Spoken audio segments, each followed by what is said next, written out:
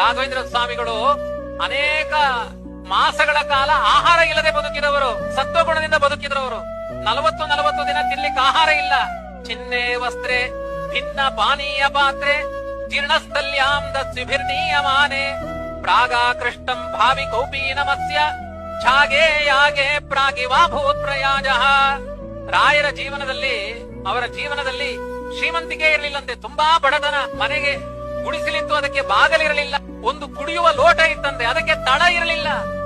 ಹೀಗೆ ಅಂಗೈಯನ್ನು ಕೊಟ್ಟು ಲೋಟದ round shape ಇಟ್ಟು ನೀರು ಕುಡಿತಾ ಇರ್ಬೇಕಂತೆ ಇವರು. ಅಷ್ಟು ಕಷ್ಟ. ಒಡೆದು ಹೋದ ಒಂದು ಬಟ್ಲು, ಹರಿದು ಹೋದ ಒಂದು ಬಟ್ಟೆ, ಎರಡೇ ಇತ್ತಂತೆ ರಾಯರ ಮನೆಯಲ್ಲಿ. ಒಂದು ದಿನ ರಾತ್ರಿ ಕಳ್ಳ ಬಂದು ಅದನ್ನೂ ಕದ್ದುಕೊಂಡು ಹೋದ್ನಂತೆ. ರಾಯರು ಹೇಳಿದ್ರಂತೆ, ಅದು ಎರಡರಲ್ಲಿ ಸ್ವಲ್ಪ ಆಸಕ್ತಿ ಇತ್ತು, ಆದದ್ದೆಲ್ಲ ಒಳಿತಾ ಆಯ್ತು, ಅದನ್ನ ತೆಗೆದುಕೊಂಡು ಹೋದಿ ಒಳ್ಳೇದಾಯ್ತು. ಪದಾರ್ಥಗಳು ಸಿಕ್ಕರೆ ಊಟ ಮಾಡ್ಲಿಕ್ಕೆ ತಟ್ಟೆ ಇರಲಿಲ್ಲಂತೆ, ನೆಲದ ಮೇಲೆ ಹಾಕಿ ಅನ್ನ ತಿಂತಾ ಇದ್ರಂತೆ ರಾಘವೇಂದ್ರ ಸ್ವಾಮಿಗಳು. ಇವತ್ತು ರಾಯ